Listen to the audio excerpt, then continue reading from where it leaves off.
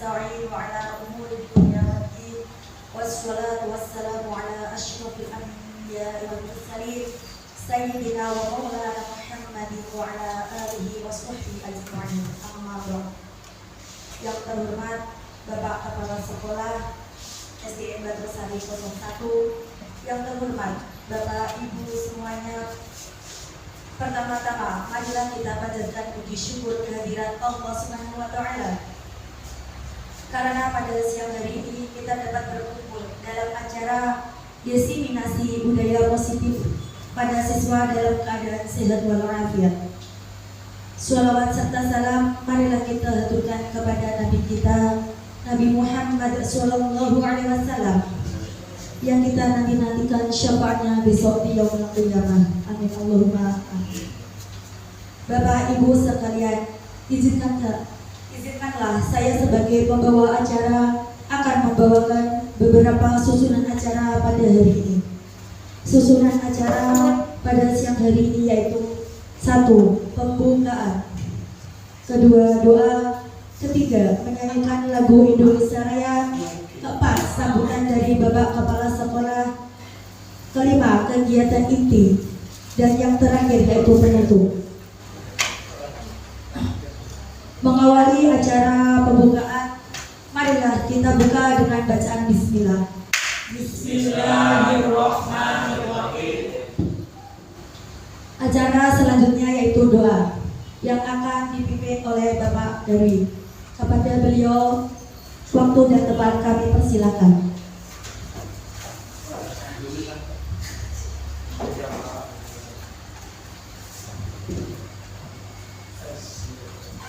Bismillahirrahmanirrahim. Bapak Ibu yang saya hormati, terutama Bapak Kepala Sekolah, marilah kita menundukkan kepala sejenak kepada Tuhan Yang Maha Esa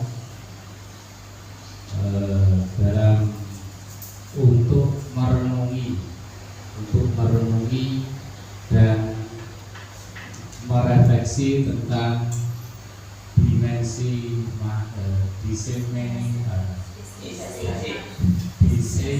diseminasi penerapan budaya positif pada siswa di SD sekolah dasar, terutama SD Badrosari.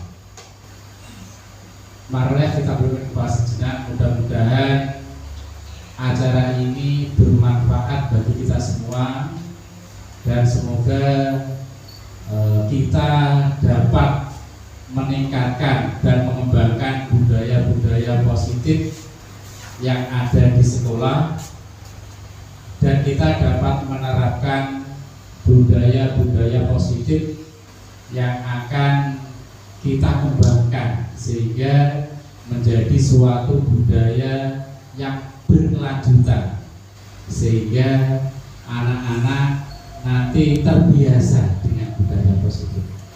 Marilah kita berdoa dan mengucapkan bacaan Al-Fatihah bersama-sama. Mudah-mudahan acara ini berlangsung dengan lancar dan budaya positif di sekolah SD Badrosari benar-benar diterapkan setiap hari. Mari kita membaca Al-Fatihah bersama-sama. Al-Fatihah.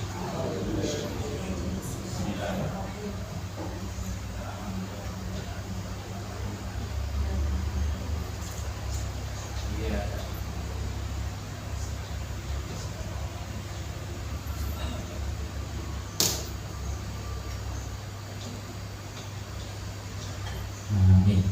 Mudah-mudahan apa yang kita cita-citakan, yang kita harapkan tentang budaya positif di sekolah bisa benar-benar terwujud, sehingga sekolah kita menjadi sekolah yang istilahnya berpihak kepada anak dan mempunyai budaya yang baik yang bisa dikembangkan setiap hari. Terima kasih. Wassalamualaikum warahmatullahi wabarakatuh. Kami ucapkan terima kasih. Memasuki acara selanjutnya yaitu menyanyikan lagu Indonesia Raya. Marilah kita para hadirin dimohon untuk berdiri.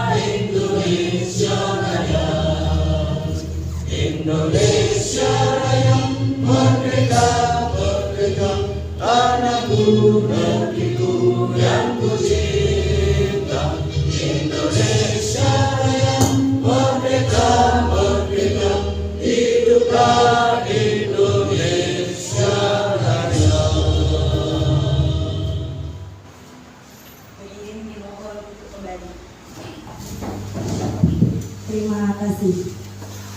Acara yang selanjutnya yaitu sambutan dari Bapak Kepala Sekolah SD Batu Sari kepada Bapak Suartono. Waktu dan tempat kami persilakan.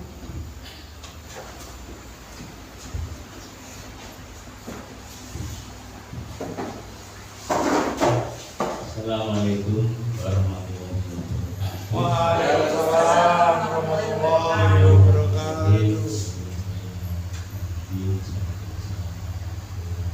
Hadir Sayyidina Muhammadin wa alihi wasallam.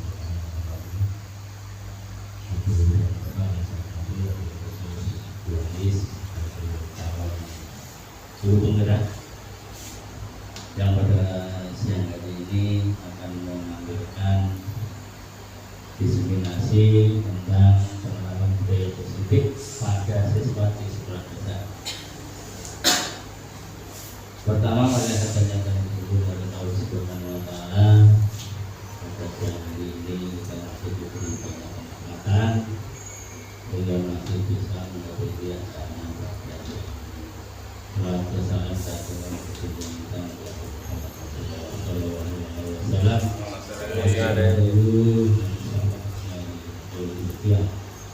Ibu dan Bapak, hari ini kita ikut belajar tentang penerapan budaya positif. Semoga nanti dengan disampaikan oleh Bu Anis, semoga nanti bermanfaat bagi kita semua, khususnya untuk anak-anak. Budaya positif itu yang bagaimana nanti kita bisa terapkan kepada anak. Yang kedua, semoga acara ini nanti bisa sukses sampai selesai, sampai waktunya kurang lebih 1 jam yang disyaratkan dari PP-nya, dari pengajar prakteknya. Bapak dan Ibu, nanti kita bisa mengambil hikmat dari apa yang disampaikan oleh Lanis, apa-apa yang nanti disampaikan, semoga nanti kita bisa mengambil hikmatnya, kita bisa menerapkan kepada siswa-siswa kita, sehingga diharapkan nanti siswa kita akan bertingkah laku dan berbudaya positif. Banyak sekali anak-anak sekarang angel untuk menerapkan budaya positif. Yang contoh saja sampah saja itu sukanya bukan main, sehingga dengan acara diseminasi ini nanti siapa tahu kita punya trik-trik yang bisa untuk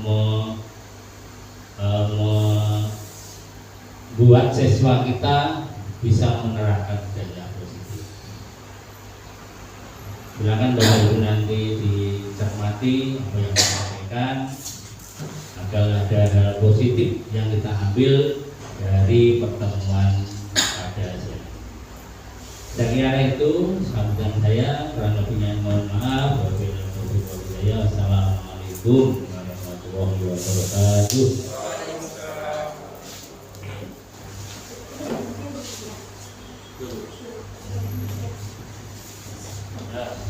Kepada beliau kami ucapkan terima kasih. Acara yang selanjutnya yaitu kegiatan inti yang akan disampaikan oleh Ibu Idealis Aroma. Kepada beliau waktu dan tempat kami persilahkan.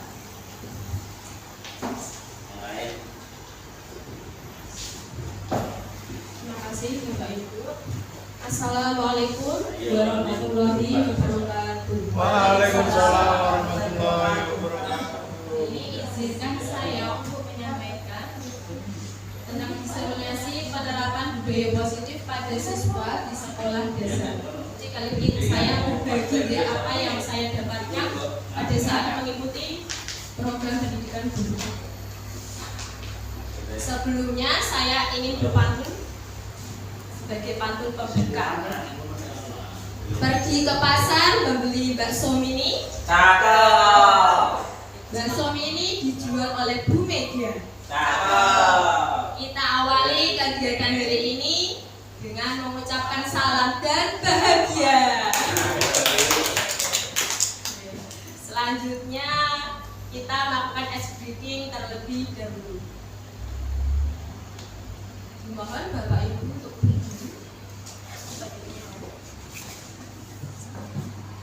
Ya, monggo. Jangan lupa. Tangan diputar-putar, tangan diputar-putar, diamlah bahu. Tangan diputar-putar, diamlah buku. Goyang-goyang, tangan diputar-putar, bertepuk-tepuk. Tangan diputar-putar, diamlah bahu. Tangan diputar-putar, diamlah buku. Digoyang-goyang, digoyang-goyang, digoyang-goyang. Diputar-putar, diputar ke atas. Diputar-putar, diputar ke bawah. Diputar-putar, diputar ke kanan. Diputar-putar, diputar ke kiri.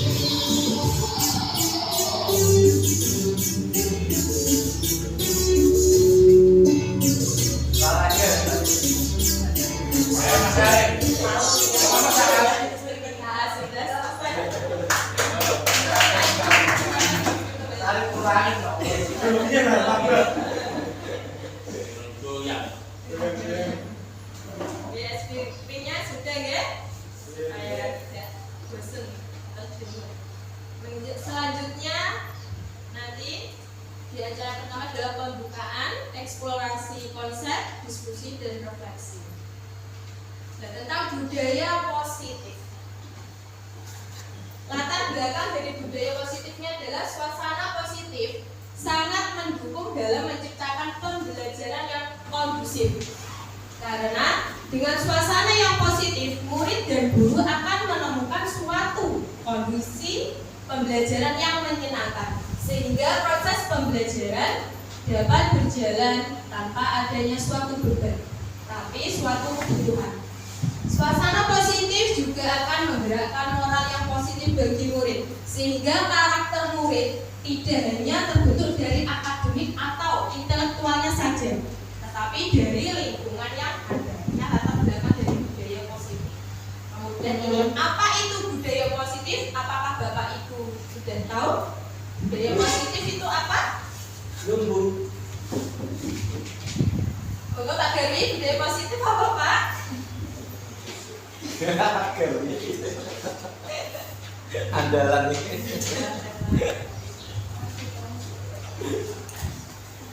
Mungkin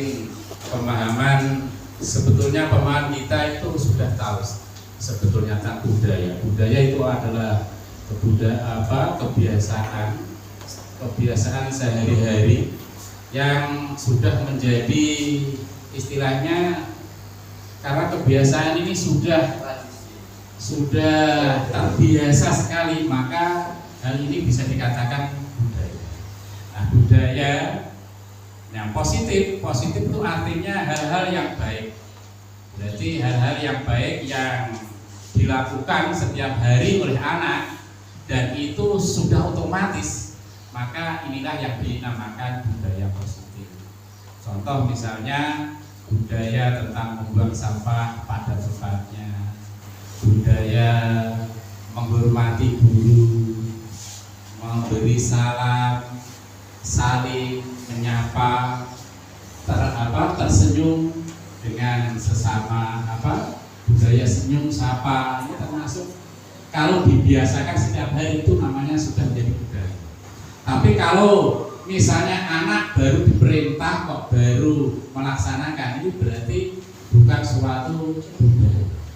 Jadi kalau kita simpulkan, budaya positif adalah kebiasaan yang baik yang setiap hari dilaksanakan anak dan itu sudah menjadi suatu kebiasaan yang dilakukan anak sehari-hari. Itu saja Bu dari saya, mungkin ada tambahan dari teman-teman dulu. Terima kasih Pak Garwi. Menurut Pak Garwi, budaya itu adalah kebiasaan. Kalau positif dan jelas positif itu hal-hal yang baik. Jadi di sini apa itu budaya positif? Saya menuliskan adalah nilai-nilai, keyakinan-keyakinan dan kebiasaan-kebiasaan di sekolah yang berpihak pada murid agar murid dapat berkembang menjadi pribadi yang kritis, penuh hormat dan bertanggung jawab. Selanjutnya adalah visi menuju budaya positif. Pertama adalah sekolah impian. Pastinya kita sebagai seorang pendidik pasti punya keinginan atau impian. Sekolah impian itu seperti apa, ya? Bapak Ibu betul? Sekolah impian itu keinginan semua pihak dipihak oleh seorang pendidik itu. Kemudian untuk menuju sekolah impian, menuju ini paradigma perubahan, yaitu perubahan yang mendasar dan upaya konsisten. Kemudian menuju ke tujuan visi. Tujuan visi ini adalah perubahan yang lebih baik dari kondisi saat ini. Selanjutnya adalah reformasi budaya sekolah. Memang di sekolah kita sudah ada budaya-budaya positif, ya. Nah, untuk itu, untuk menuju ke sekolah impian kita harus bisa melakukan perubahan yang lebih baik dari sebelumnya. Kemudian juga perubahan positif dan konstruktif, yaitu pendekatan melalui pendekatan inquiry apresiasi dengan tahapan Bagja.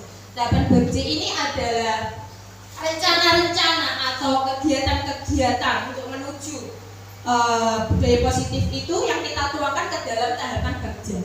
Kemudian menjadi budaya positif yaitu mewujudkan profil pelajar Pancasila. Ya, budaya positif ini setelah terbentuk akan menuju ke sekolah impian. Apa yang menjadi impian Bapak Ibu guru kedepannya sekolah ini, ya, sekolah impian. Yang pastinya sekolah impian itu adalah pendidikan atau pembelajaran yang berpihak kepada anak, ya, berpihak kepada murid. Seharusnya kita memberikan pembelajaran kepada anak, berpusat pada anak, apalagi sesuai dengan kodratnya, yaitu kodrat zaman dan kodrat alam. Kita harus mengembangkan potensi-potensi anak yang ada pada diri anak. Selanjutnya adalah manfaat. Manfaat yang dapat dirasakan oleh guru dan murid adanya budaya positif, yaitu yang pertama, menumbuhkan pribadi yang bertanggung jawab dan berbudi pekerti luhur serta berakhlak mulia. Kemudian yang kedua, menumbuhkan motivasi intrinsik dalam diri anak. Yang ketiga, membangun hubungan kerjasama antara murid, guru, dan orang tua. Yang keempat, membangun hubungan sosial yang baik antar warga sekolah. Yang kelima, menciptakan rasa senang, aman, dan nyaman di sekolah. Selanjutnya adalah budaya positif. Ada berbagai macam budaya positifnya. Ada teori kontrol. Teori kontrol yaitu paradigma stimulus respon kepada teori kontrol. Kemudian ada motivasi, hukuman, dan penghargaan restitusi yang merupakan disiplin positif, unsur utama dalam terwujudnya budaya positif. Kemudian ada keyakinan kelas, yaitu nilai-nilai kebajikan atau prinsip-prinsip universal yang disepakati bersama secara universal. Kemudian ada pemenuhan kebutuhan dasar, yaitu perubahan perilaku positif dapat dimulai dengan mencari solusi untuk memenuhi kebutuhan tertentu. Selanjutnya ada 5 posisi kontrol, yaitu meninjau kembali penerapan disiplin di dalam ruang kelas kita selama ini. Selanjutnya ada segitiga restitusi, yaitu proses menciptakan kondisi bagi murid untuk memperbaiki kesalahan mereka. Dan ada perubahan paradigma teori kontrol atau ilusi kontrol. Yang pertama ada ilusi guru mengontrol murid. Kemudian ada ilusi bahwa semua penguatan positif efektif dan bermanfaat. Kemudian ada ilusi bahwa kritik dan membuat orang merasa bersalah dapat menguatkan karakter. Dan ilusi bahwa orang dewasa memilih hak untuk memaksa. Yang pertama ini ilusi guru mengontrol murid. Pada dasarnya kita tidak dapat memaksa murid untuk berbuat sesuatu jikalau murid tersebut memilih untuk tidak melakukannya. Walaupun tampaknya guru sedang mengontrol perilaku murid, hal demikian terjadi karena murid sedang mengizinkan dirinya dikontrol.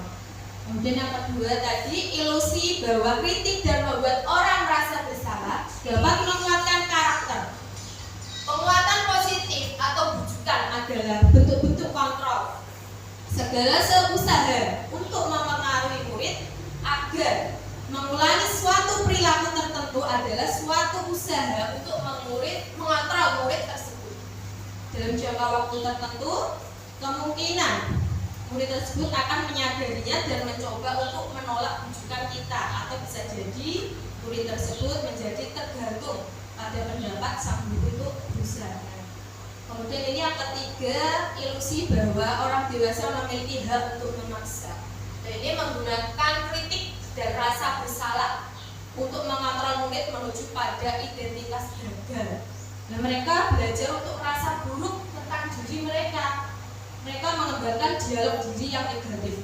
Kadangkala sulit bagi guru untuk mengidentifikasi bahwa mereka sedang melakukan perilaku ini. Kemudian yang keempat adalah ilusi bahwa semua penguatan positif, efektif, dan bermanfaat. Banyak orang dewasa yang percaya bahwa mereka memiliki tanggung jawab untuk membuat murid-murid berbuat hal-hal tertentu. Apapun yang dilakukan dapat diterima selama ada sebuah kemajuan berdasarkan sebuah pengukuran kinerja. Pada saat itu pula orang dewasa akan menyadari bahwa perilaku memaksa tidak akan efektif untuk jangka waktu panjang dan sebuah hubungan permusuhan pun akan terbentuk. Selanjutnya ini adalah perubahan paradigma, yaitu untuk membangun budaya yang positif. Sekolah perlu menyediakan lingkungan yang positif, aman, dan nyaman agar murid-murid mampu berpikir, bertindak, dan mencipta dengan berdikari mandiri dan bertanggung jawab. Nah ini, bagaimana seseorang bisa berubah dari paradigma stimulus respon kepada pendekatan teori kontrol. Di sini ada stimulus respon tentang dunia dan juga teori kontrol tentang dunia. Stimulus respon berubah menjadi teori kontrol. Ini contohnya ada realitas kebutuhan kita sama. Kita ubah menjadi teori kontrol, yaitu realitas kebutuhan kita berbeda. Kemudian semua orang melihat hal yang sama dari stimulus respon tadi. Kemudian kita ubah menjadi setiap orang memiliki gambaran berbeda. Kemudian stimulus respon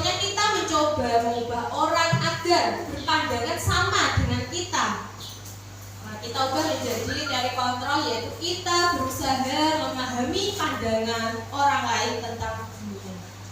Selanjutnya, stimulus respon. Perilaku buruk dilihat sebagai suatu kesalahan.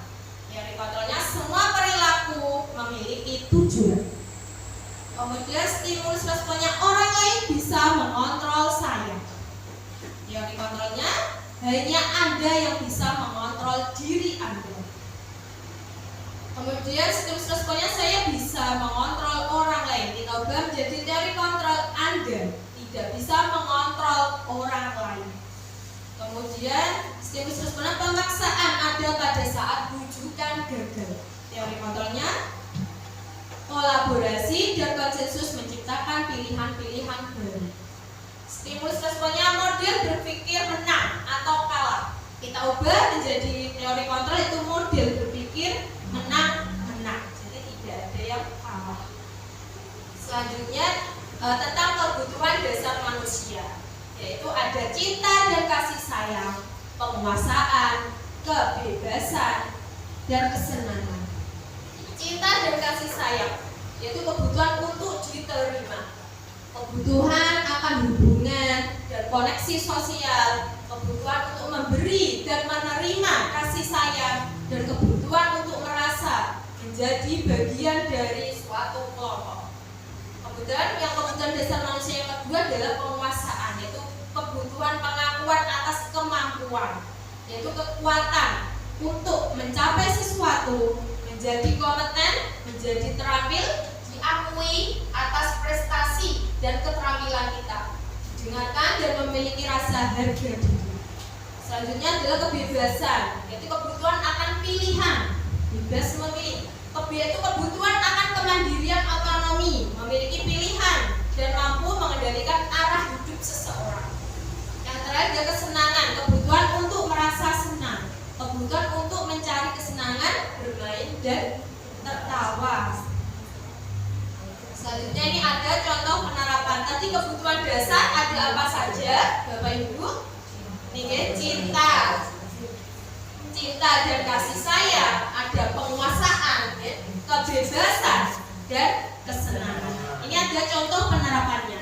Ibu guru bilang, ini murid ya, aku tidak boleh bersenandung sewaktu mengerjakan tugas. Katanya kelas harus tenang, tidak ada suara. Padahal kan aku suka dan senang bernyanyi.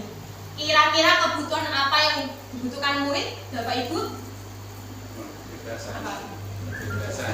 Kebebasan. Kita cek ya. Kesenangan, karena anak ini senang bernyanyi, senang bernyanyi. Kemudian lanjut yang kedua, ibu guru tidak menyapaku hari ini, padahal aku pakai jepit rambut baru. Kebutuhan apa Bapak Ibu? Perhatian, kasih sayang. Ya, cinta dan kasih sayang. Coba kita cek, mencari perhatian deh berarti ya. Ya benar, cinta dan kasih sayang. Karena ini diperhatikan oleh gurunya. Lanjutnya, Kesha kalau pakai. aku bosan. Masa belajarnya cuma gitu aja. Dengerin ibu guru aja. Kira-kira kebutuhan apa Bapak Ibu? Coba cek. Ayo, kebutuhan apa kira-kira? Aku bosan. Masa belajarnya gitu aja. Hah? Kebebasan? Penguasaan? Kebebasan. Apa? Kebebasan. Nah, kita cek dulu ya. Ya kebebasan. Aku bosan masa belajar cuma gitu aja, dengerin ibu guru aja. Itu aja kebutuhan kebebasan. Lanjutnya nih, aku sebel, gambarku tidak rapi. Malah ibu guru nunjukin ke teman-temanku di depan kelas. Kira-kira kebutuhan apa? Ayo, Itu baru mencapai jadi. cinta dan kasih sayang, penguasaan. Kira-kira apa? Penguasaan. Ya, kita coba cek. Ya benar, penguasaan. Benar. Ya, terima kasih Bapak Ibu. Selanjutnya adalah tentang teori motivasi perilaku manusia. Teori motivasi ini ada dua, yaitu teori motivasi eksternal dan teori motivasi internal. Eksternal itu apa, Bapak Ibu? Teori motivasi eksternal itu dari luar. Eksternal berarti dari luar. Kalau internal berarti dari dalam.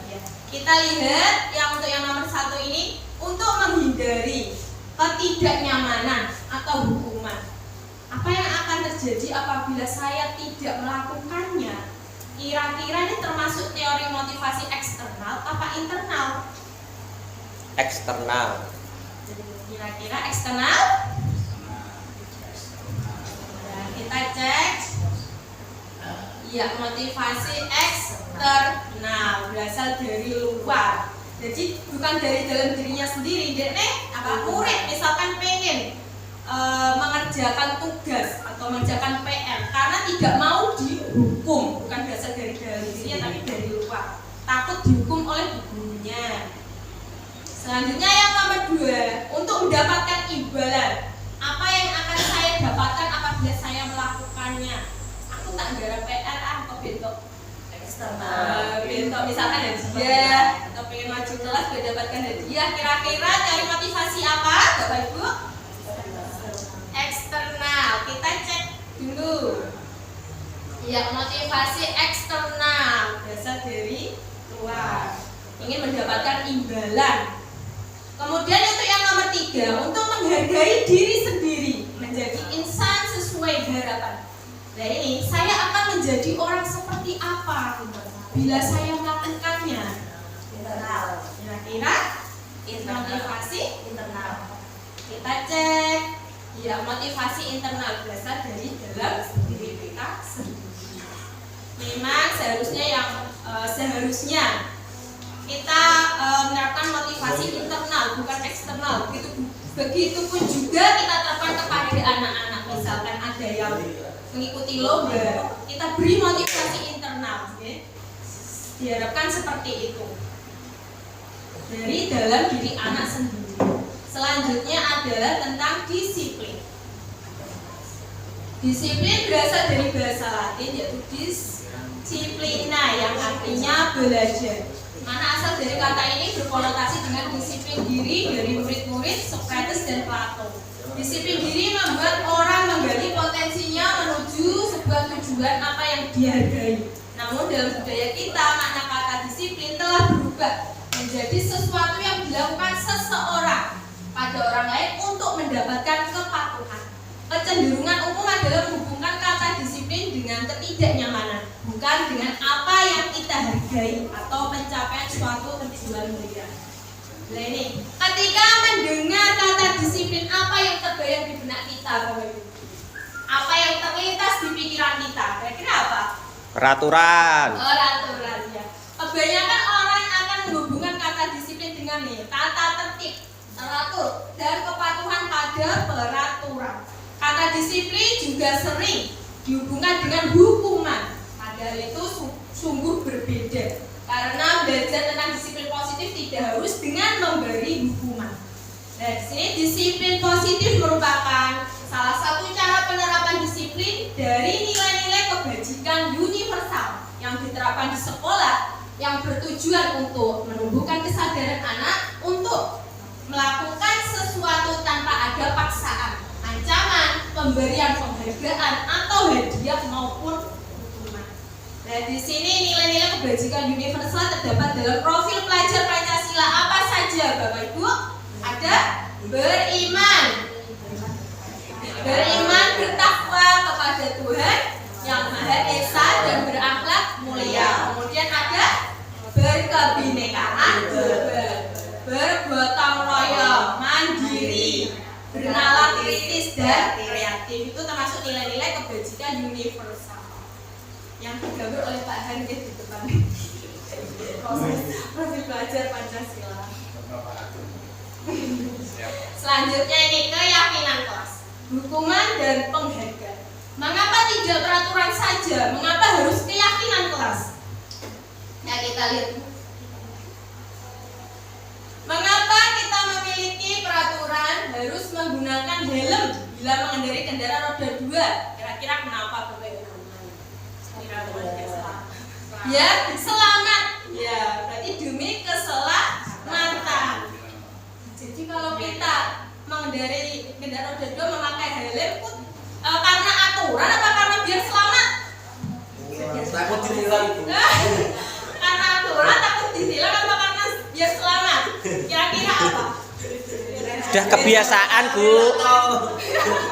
Rahasia sih takut ditilang. Karena sudah kebiasaan. Biasa. Panas, Bu. Panas. Kemudian yang kedua, kenapa kita memiliki peraturan 3M? Menggunakan masker, mencuci tangan, dan menjaga jarak 1,5 meter ini pada saat COVID kemarin. Dan kita supaya apa? Kita memiliki aturan 3M menggunakan masker ini. Karena apa? Karena menjaga Kesehatan. Kemudian yang ketiga, mengapa kita memiliki peraturan harus datang tepat waktu pada saat mengikuti pelatihan misalkan KKB? Kira-kira karena apa kalau kita datang tepat waktu? Menghargai waktu, Bu. Tidak sampai kancane sih. Nah, di sini ternyata yang pertama ini jadi karena memakai helm tadi saat berkendaraan atau yang mengendarai kendaraan roda 2.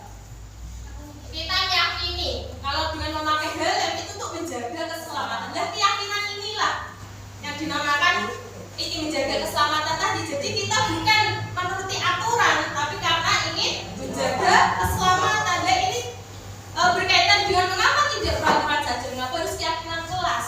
Karena ini untuk mendukung motivasi intrinsik, kembali ke nilai-nilai atau keyakinan. Keyakinan lebih menggerakkan seseorang dibandingkan mengikuti serangkaian peraturan-peraturan. Contohnya tadi memakai helm itu kan kita yakin untuk demi keselamatan, bukan karena kita ingin mengikuti peraturan ya, kita lebih untuk menjaga keselamatan. Selanjutnya ini, nah ini ada gambar dua gitu. Kira-kira peraturan atau keyakinan di mana yang mana yang peraturan, yang mana keyakinan? Iya,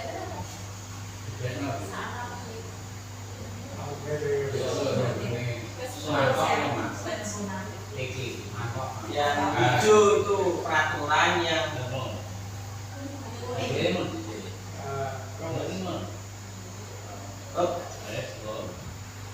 ya, kira-kira yang mana yang peraturan, yang mana keyakinan? yang hijau peraturan yang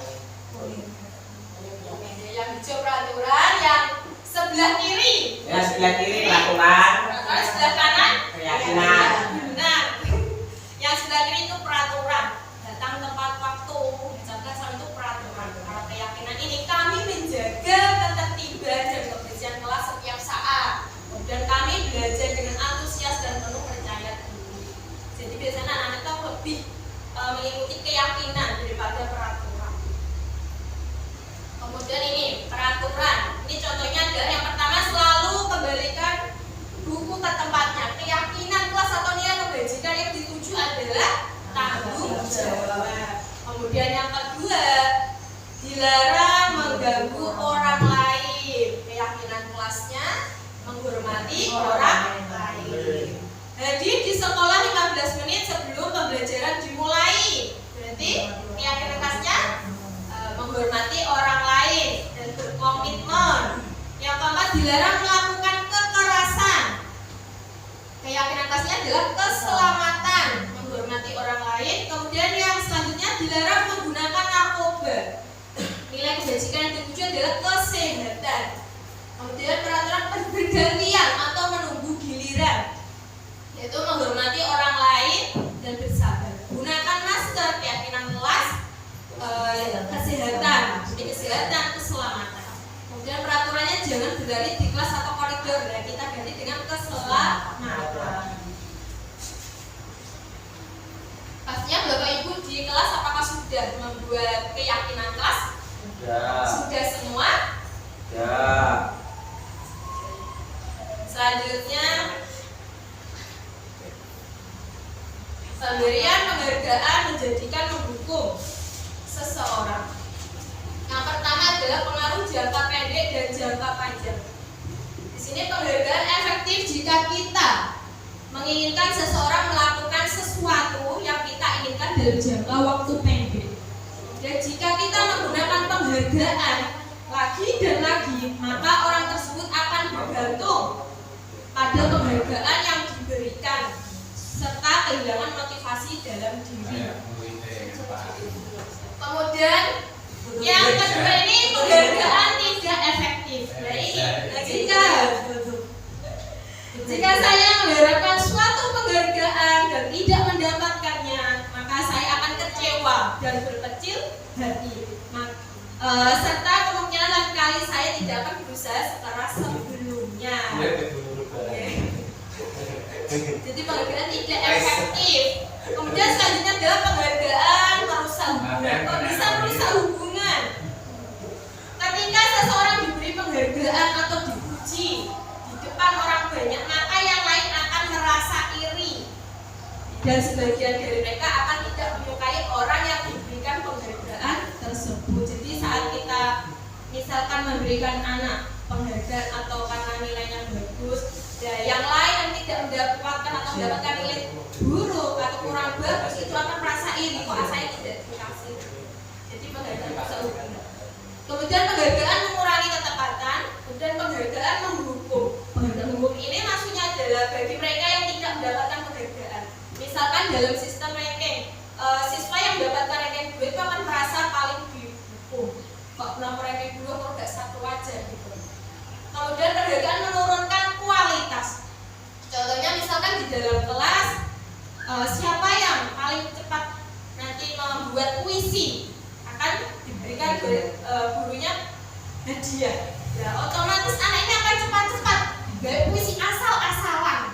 Makanya menurunkan kualitas. Sepenting gambar, oke, gambar hadiah itu sebenarnya tidak diinginkan. Kemudian penghargaan mematikan kreativitas. Ini maksudnya adalah misalkan ada yang membuat puisi, nanti puisinya yang sudah langsung bagus, ya sudah mati kreativitasnya, sudah tidak bisa lagi. Tetapi bagi murid yang misalkan puisinya kurang bagus, dia akan mencoba lagi. Tapi tadi kalau misal membuat puisinya langsung bagus, itu akan merupakan mematikan kreativitas. Kemudian penghargaan mengurangi motivasi intrinsik, motivasi yang berasal dari dalam diri. Kemudian ini perbedaan hukuman dan konsekuensi. Jangan hati satu loh. Hukuman sesuatu yang menyakitkan harus terjadi. Kalau konsekuensi sesuatu harus terjadi. Kemudian yang kedua ini hukuman membuat anak sakit fisik maupun hati untuk jangka waktu lama. Terusan membekas ya, jadi konsekuensi membuat anak merasa tidak nyaman dalam jangka waktu pendek, misalkan ditegur itu. Kemudian hukuman anak membenci kedisiplinan, konsekuensi anak menghargai kedisiplinan. Kemudian hukuman itu merupakan paksaan, konsekuensinya stimulus tanggapan.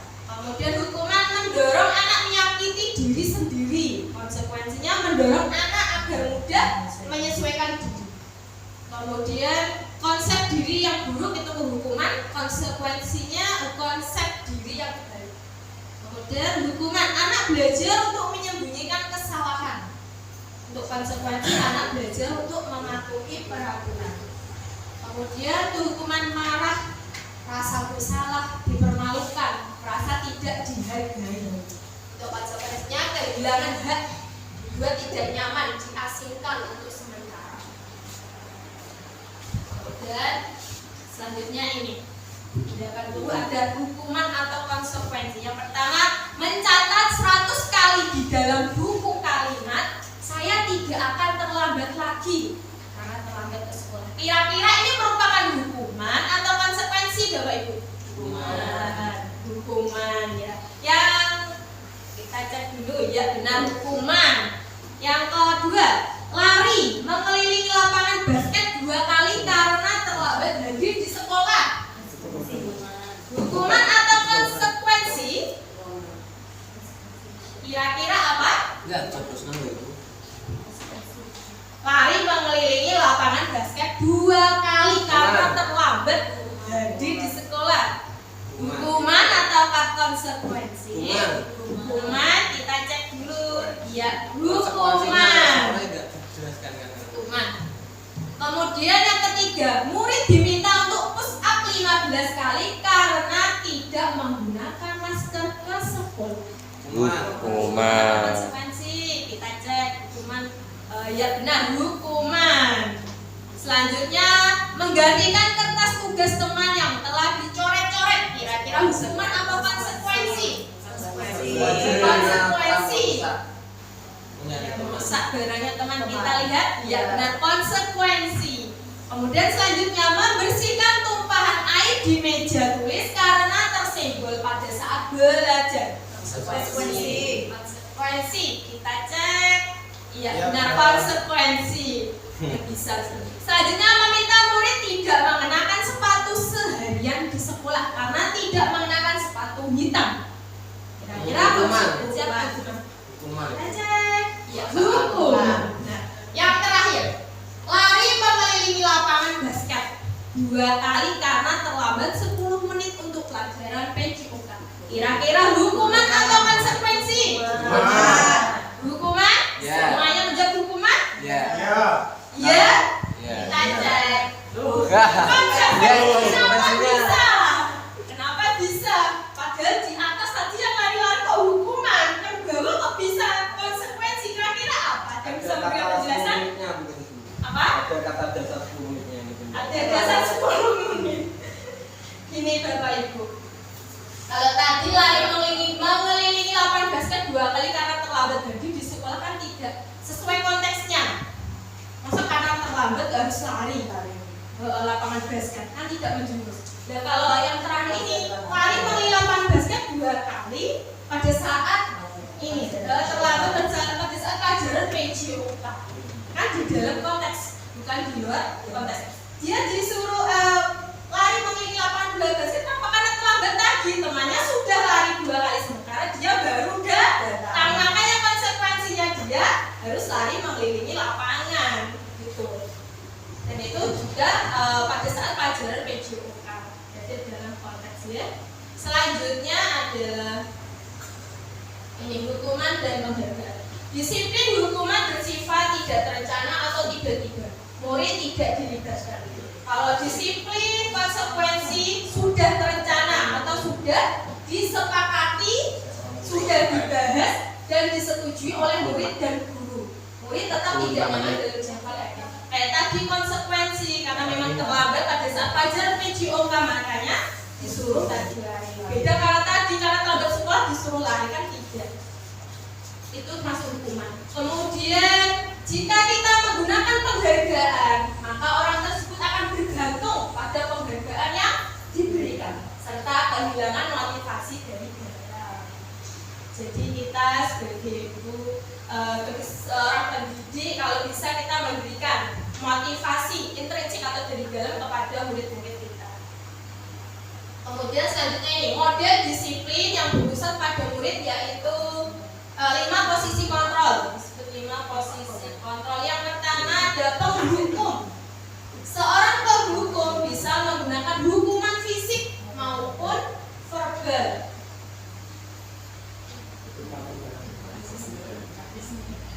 Yang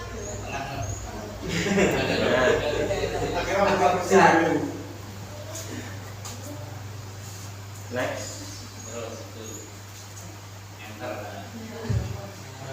penghukum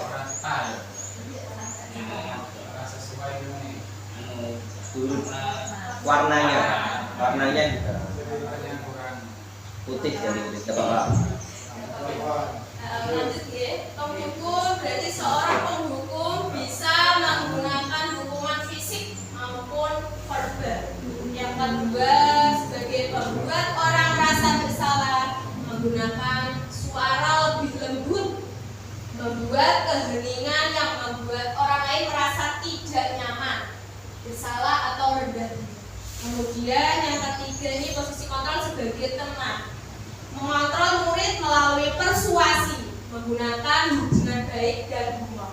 Kemudian selanjutnya posisi kontrol sebagai monitor atau pemantau. yaitu mengawasi, bertanggung jawab atas perilaku orang-orang yang diawasi.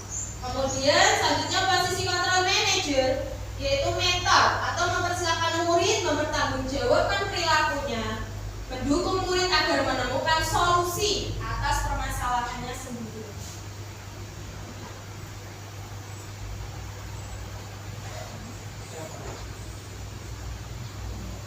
Dan di sini tadi posisi kontrol ada pembuku, pembuat orang merasa bersalah, teman, pemantau, dan manajer. Posisi kontrol sebagai pembuku, cara berbuatnya menghardik, menunjuk-nunjuk, menyakiti atau menyindir murid. Kalau guru berkata, kalau kamu tidak melakukannya, awas ya, rasakan, itu pembuku. Kemudian memberontak, menyalahkan orang lain, berbohong. Kemudian selanjutnya pembuku murid meletakkan guru di luar dunia berkualitas. Kemudian ini murid berkata, biarkan saja, nanti juga marah-marah lagi. Kemudian dampak pada murid penghukum ini adalah mengulangi kesalahan. Kemudian yang kedua adalah membuat orang merasa bersalah. Guru berbuat berceramah, mengatakan seharusnya ibu kecewa dengan perbuatanmu. Kemudian guru berkata seharusnya kamu sudah tahu, ibu lelah sekali mengatakannya, ibu stres. Itu sebagai pembuat merasa bersalah. Kemudian menyembunyikan, biasanya anak ini menyembunyikan, menyakal atau berbohong.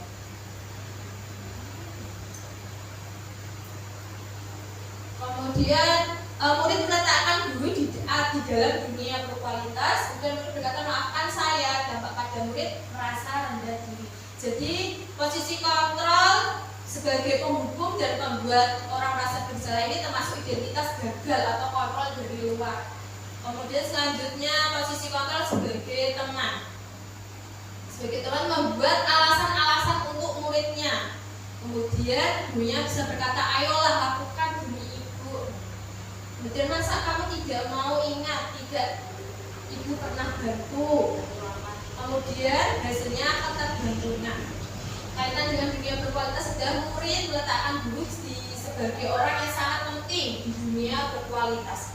Kemudian murid berkata, saya pikir bapak ibu teman saya, ternyata begitu. Kemudian dampak pada muridnya adalah lemah, tidak mandiri atau bergantung.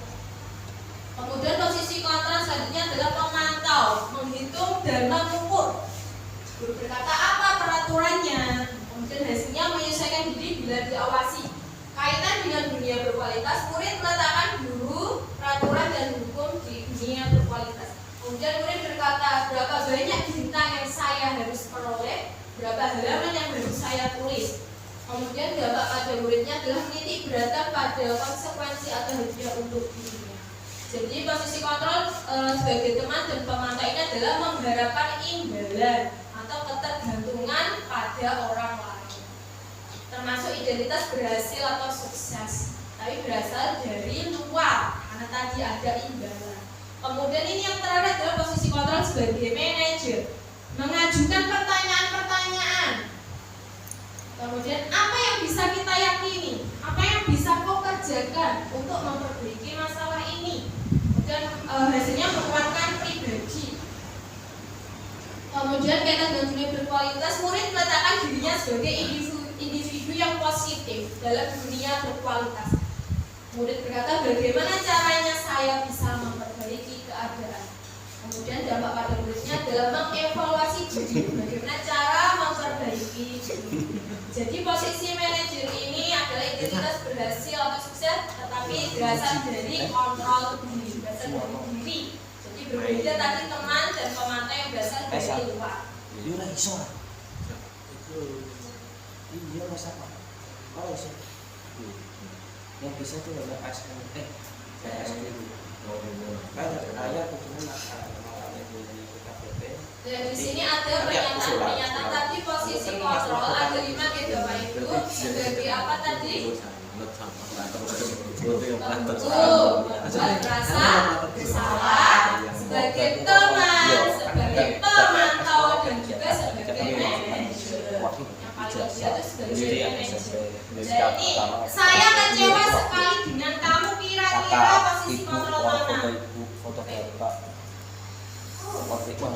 Saya kecewa dengan kamu, berarti sebagai pembuat orang merasa bersalah. Yang kedua, kamu tidak pernah benar melakukannya. Kira-kira posisi kontrol apa?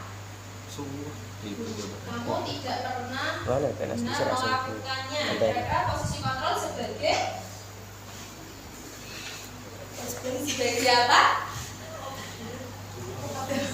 Ada pendukung, ada pembuat merasa bersalah, teman, pemantau, dan manajer. Nah, kamu tidak pernah benar melakukannya. Kira-kira merasa bersalah.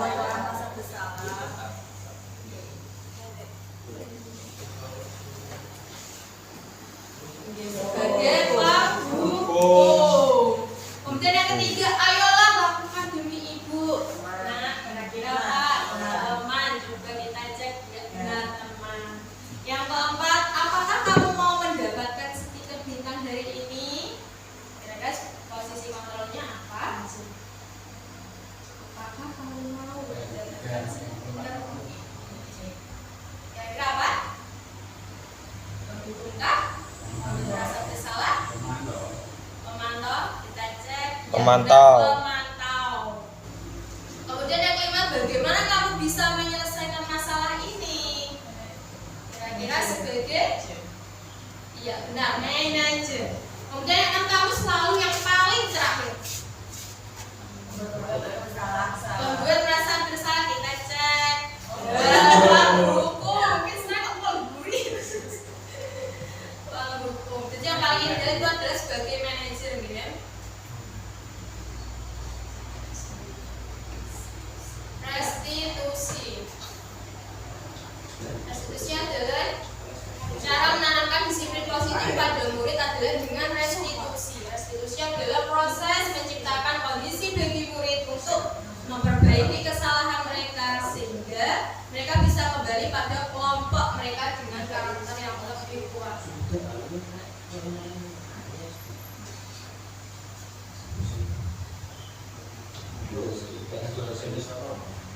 Dan yang ke-9, ciri-ciri restitusi. Yang pertama, bukan untuk menebus kesalahan, namun untuk belajar dari kesalahan. Yang kedua adalah memperbaiki hubungan. Yang ketiga, tawaran, bukan paksaan. Kemudian yang kelima, restitusi menuntut untuk melihat ke dalam diri. Yang kelima, restitusi mencari kebutuhan dasar yang mendasari tindakan. Yang keenam, restitusi diri adalah cara yang paling tepat. Yang ketujuh adalah restitusi fokus pada karakter bukan tindakan. Kemudian restitusi fokus pada solusi. Yang kesembilan adalah restitusi mengembalikan murid yang berbuat salah pada kelompok. Ini segitiga restitusi merupakan tahapan tindakan yang dilakukan guru untuk membawa siswa menaati kesepakatan kelas yang telah ditetapkan dan mengakui secara sadar dan terbuka ketika melakukan kesalahan serta merasakan kenyamanan ketika sudah berperilaku jujur. Nah, ini segitiga restitusi ada 3 tahapan. Yang pertama adalah menstabilkan identitas. Yang kedua, validasi tindakan yang salah. Yang ketiga adalah menanyakan keyakinan. Menstabilkan identitas ini contohnya setiap orang pasti pernah melakukan kesalahan. Pesan ini, kamu bukan satu-satunya yang pernah melakukan ini. Kemudian untuk validasi tindakan yang salah, biasanya kamu tentu punya alasan mengapa melakukan itu. Kemudian adakah cara yang lebih efektif untuk mendapatkan apa yang kamu butuhkan? Kemudian menanyakan keyakinan dan berkata nilai-nilai apa yang telah kita sepakati, nilai apa yang telah kita yakini tadi, keyakinan kelas. Kamu ingin menjadi orang seperti apa? Itu menanyakan keyakinan. Misalkan ada murid yang melakukan kesalahan atau melanggar aturan, yang pertama kita harus menggunakan segitiga restitusi dengan tahapan ini. Yang pertama, menstabilkan identitas. Misalkan tidak ada manusia yang sempurna, juga biasa seperti itu. Kemudian saat anak melakukan kesalahan, validasi tindakan yang salah gini, kamu pasti punya alasan mengapa melakukan hal tersebut. Kemudian menanyakan keyakinan, apa keyakinan kelas kita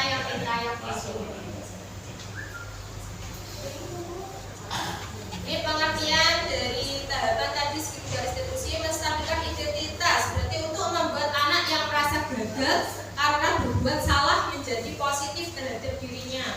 Kemudian validasi tindakan yang salah, kalau kita memahami kebutuhan dasar apa yang mendasar sebuah tindakan, kita akan bisa menemukan cara-cara paling efektif untuk memenuhi kebutuhan tersebut.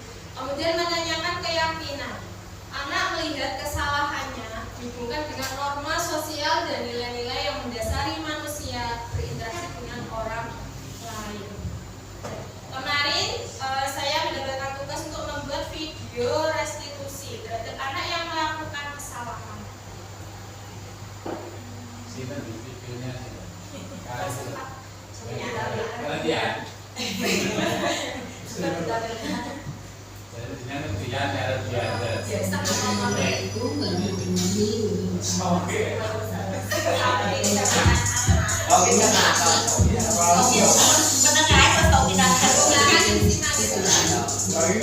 juga.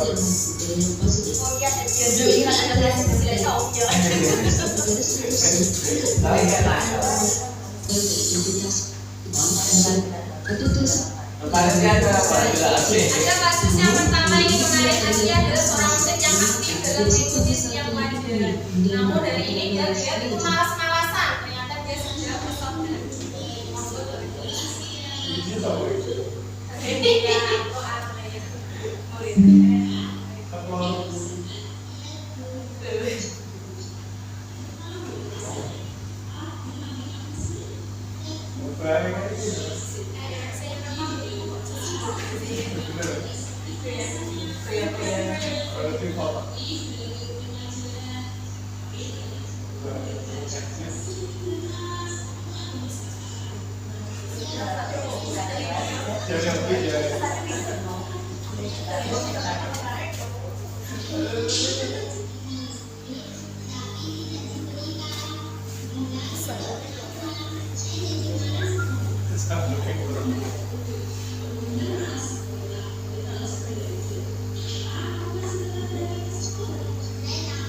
Ini validasi salah sampai salah terhadap Askia. Sebenarnya ini paling keras kan?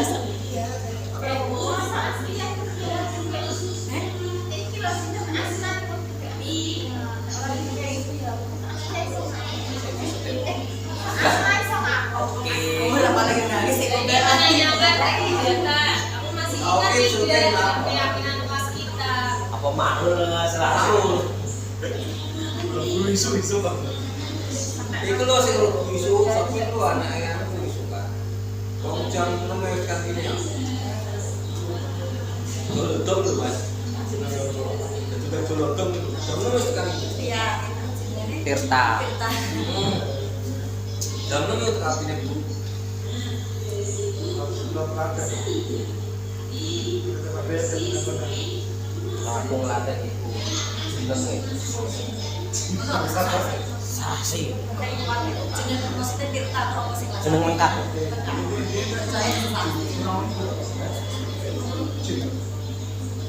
Iku ora cuma rumah lah. Iso motor. Jadi ngomong mati-mati ngomong Asal ada orang semua. Jadi tadi adalah video kemarin yang saya buat karena Askia kemarin sedang melakukan di dalam kelas belajarnya tidak aktif, biasanya padahal terlihat aktif karena dia ada masalah. Dan yang saya lakukan yang pertama adalah menstabilkan identitas. Saya menanyakan kenapa kamu Askia tadi kok tidak seperti biasanya, padahal biasanya itu aktif, dan ini kok malas-malasan. Ternyata saya melakukan validasi tindakan yang salah kepada Askia dan dia menjawab karena sedang kesal sama ibunya.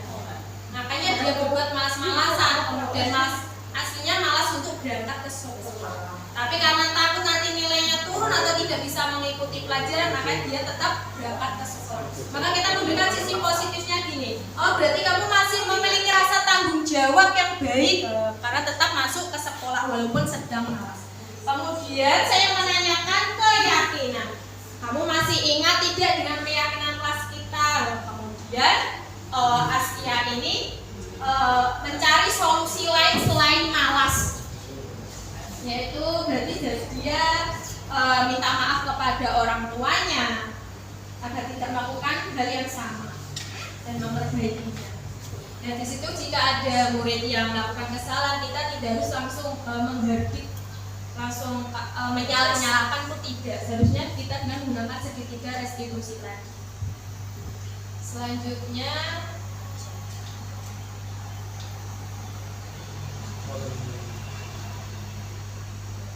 contoh penerapan budaya positif yang ada di sekolah kita kira-kira apa Bapak Ibu? Sampah pada tempatnya. Kemudian kalau pada hari Jumat itu juga termasuk budaya positif, melaksanakan tahlil bersama. Kemudian pada saat pagi hari sebelum memulai pembelajaran lakukan Asmaul Husna. membaca Asmaul Husna, itu juga merupakan penerapan budaya positif. Kemudian dengan 5S, 5S itu adalah senyum, salam, sapa, dan sopan santun. TTM itu apa? Teman tapi mesra. Tolong, terima kasih, ini maaf, itu juga harus dibiasakan kepada anak-anak. Meskipun itu sepele, tapi aslinya sangat berguna pada anak-anak. Kalau ada apa-apa ya minta tolong. Minta maaf. Jika diberikan sesuatu, mengucapkan berterima kasih. Terus kita terapkan juga pada anak. Kemudian refleksi dan rencana perbaikan. Refleksinya ini dia melibatkan anak dalam merencanakan kegiatan di kelas dan di sekolah sebagai wujud pembelajaran yang berpihak pada murid. Kemudian menumbuhkan motivasi intrinsik siswa dapat membangun budaya positif di sekolah. Menghindari penghargaan dan hukuman dalam menumbuhkan motivasi intrinsik siswa dengan menumbuhkan kesadaran dari dalam diri siswa. Kemudian rencana perbaikannya adalah terus menggerakkan rekan-rekan guru untuk menerapkan posisi kontrol dalam menumbuhkan motivasi intrinsik siswa dan menciptakan budaya positif di sekolah serta terus membangun kolaborasi demi terwujudnya budaya positif. Kemudian mempersiapkan alat pendukung dalam kegiatan. Kemudian mempublikasikan artikel tentang kegiatan budaya positif yang telah dilakukan pada sekolah supaya dapat menjadi contoh bagi sekolah lain.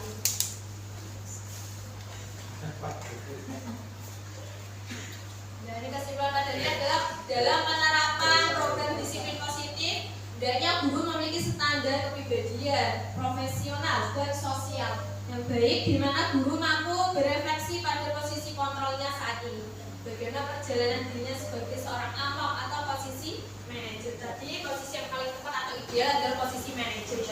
Dan yang menuntun murid-murid menjadi insan yang mandiri, merdeka, dan bertanggung jawab. Nah, ini kita pada refleksi. Apa yang Bapak Ibu rasakan setelah mengikuti diseminasi hari ini, dan hal baik apa yang sudah didapatkan dari ini?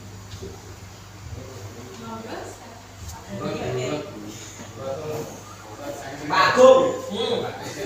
Ampun Rena, biasa ngajar itu ngekor.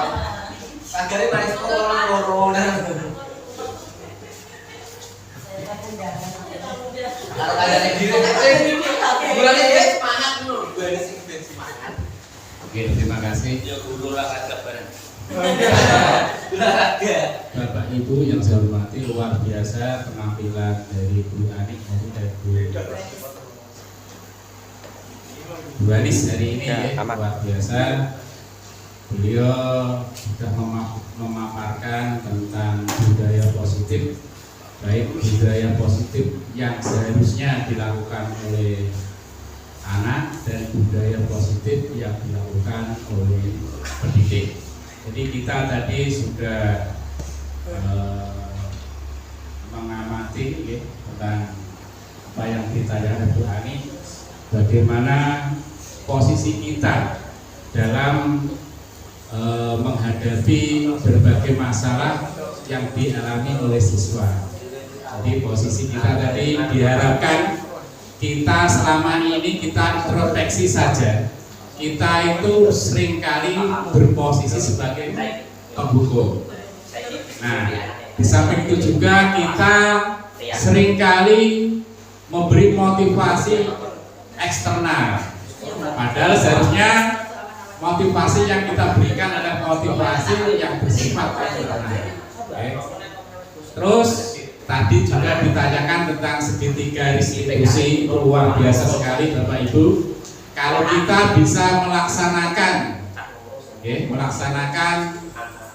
proses dari segitiga institusi, bagaimana kita menghadapi ada anak yang bersalah, kita meyakinkan dia, menstabilkan posisi dia, terus memberi motivasi, dan akhirnya anak itu sadar bahwa anak tersebut merasa bersalah. Itu luar biasa. Jadi materi yang kita terima pada siang hari ini itu sangat luar biasa sekali, di mana semua materi ini nanti menuju ke yang akhir. Inti dari materi ini adalah budaya positif di sekolah. Jadi kita nantinya tidak akan melihat lagi anak-anak yang nakal, anak-anak yang tidak mentaati peraturan. Nah, inilah yang diharapkan atau sekolah yang menjadi impian kita. Impian kita. Makanya saya sangat tertarik sekali. Kita introspeksi Bapak Ibu, kita introspeksi bagaimana kita istilahnya menghadapi siswa, bagaimana posisi kita dalam menghadapi siswa. Itu saja, terima kasih Bu. Matur nuwun. Assalamualaikum warahmatullahi wabarakatuh. Waalaikumsalam warahmatullahi wabarakatuh.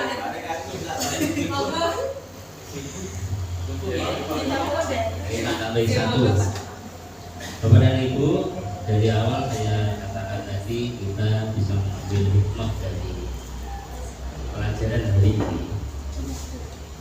Satu hal yang paling penting yakni bagaimana kita itu harus ini sebagai guru, sebagai manajer kontrol tadi, bagaimana kita bisa membangkitkan motivasi dari diri anak. Itu yang paling penting menurut saya. Itu yang paling penting, bagaimana karena kita harus bisa membangkitkan motivasi dari diri anak. Kalau dari luar itu kan mungkin mudah saja, tapi bagaimana diri anak itu dengan kesadarannya untuk mengembangkan budaya positif. Terima kasih. Terima kasih Pak Dwi dan Sudartono. Memang kita harus posisi kontrol ya. Kita harus memiliki posisi kontrol berada pada manajer. Itu adalah posisi yang ideal. Dan juga kita saat kita lakukan pada anak adalah kita menciptakan bagaimana kita bisa menerapkan ke anak motivasi intrinsik bukan eksternal, berasal dari dalam diri anak seharusnya seperti itu. Dan Bapak Ibu, terima kasih atas hari ini. Semoga diseminasi hari ini bermanfaat bagi Bapak Ibu. Sebelumnya saya mohon maaf jika ada kesalahan, dan sebelumnya Pantun lagi. karena tadi ada pantun pembuka, sekarang ada pantun penutup. Siang malam makan ikan bakar. Ikan bakar buatan bulanku. Guru tidak hanya pandai mengajar, juga tanamkan budaya positif. Terima kasih Bapak Ibu semua. Wassalamualaikum warahmatullahi wabarakatuh.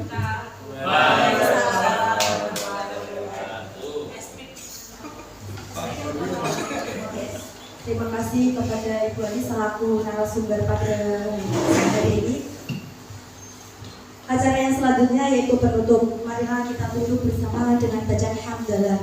Alhamdulillahirabbil alamin. Kurang lebihnya saya minta mohon. Saya mohon maaf. Wassalamualaikum warahmatullahi wabarakatuh.